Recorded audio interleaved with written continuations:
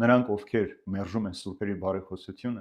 եթե հասկանան, որոնք են տարբերությունները Քրիստոսի բարեխոսության, հարցը կլուծվի եւ նրանք չեն մերժի եւ հրեշտակների եւ սուրբերի բարեխոսությունը։ Մի քանի կետերով փորձեմ բացատրել որոնք են։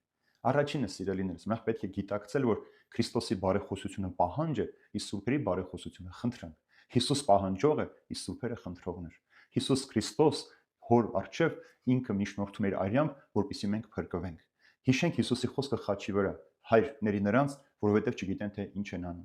Հիսուսի խոսքը այստեղ պահանջ է երկնավոր հորը, որ իրեն խաչողներին ների, ոչ թե խնդրանք։ Ինչու, որովհետև Հիսուս կարող էր պահանջել, քանի որ իր արյամբ ինքը միջնորդեց, որպեսզի մարդիկ փրկվեն։ Բայց սուրբերը չեն կարող միջնորդել, սուրբերը բարեխոսում են հոր ողորմություն նրանց համար, ովքեր մեղավոր կյանքի մեջ են եւ չեն գիտակցում թե ինչ են անում։ Երկրորդ հիշենք Հովհաննես Առաքյալի ընթանական նամակի այս խոսքը. Սիրելիներս, այս ամենը գրում եմ ձեզ, որպեսզի մեղքի մեջ չընկնեք։ Իսկ եթե հանկարծ մեղքի մեջ ընկնեք, հիշեք, որ մենք հոր մոտ ունենք Հիսուս Քրիստոս արդարին, ով բարեխոսում մեզ համար։ Ուրեմն Հիսուս Քրիստոս կարող է իր հոր առջև բարեխոսել, մաքրել ու սրբել մեզ մեղքից։ Այն հավատաց, որ մեղքի մեջ է ընկնում, կարող է մաքրվել եւ սրբվել Հիսուսի բարեխոսությամբ։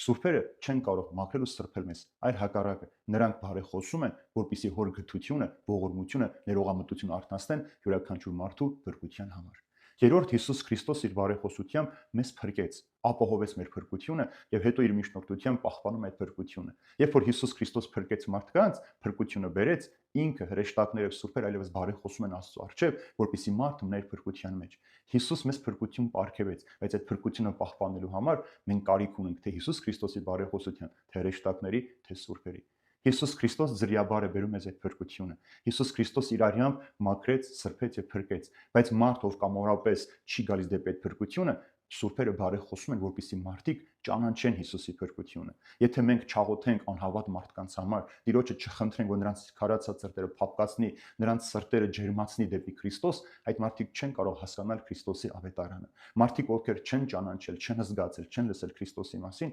կարիք ունեն մեր եւ սուրբերի բարեխոսության։ Սուրբերը երկնքի արքայության մեջ բարեխոսում են Տիրոջը, որպեսզի Տերը գթությամբ սպասի, համբերությամբ սպասի, մինչև այս մարդը փրկվի, քանի որ Տիրոջ կեցվածքը այսօր համբերություն է, որտեղ Տերը կամենա ոչ թե մեղավորի մահը, այլ յուրաքանչյուր մեղավորի դարձը եւ փրկություն։ Վերջապես, սիրելիներս, Քրիստոս միջնորդեց, փրկեց մեզ այն ժամանակ, երբ որ մենք իրեն չէինք ճանաչում։ Իր փրկությունը բերելուց հետո կարիք կա, որպեսզի մարդիկ հաստատում մնան այդ փրկության մեջ։ Եվ դրա համար է, որ մենք աղոթում ենք յուրաքանչյուր մարդու համար, նաև սուրբերին ենք խնդրում երկնքում բարեխոսել այդ մարդկանց համար, որպեսզի իրենց փրկությունը չկորցնեն։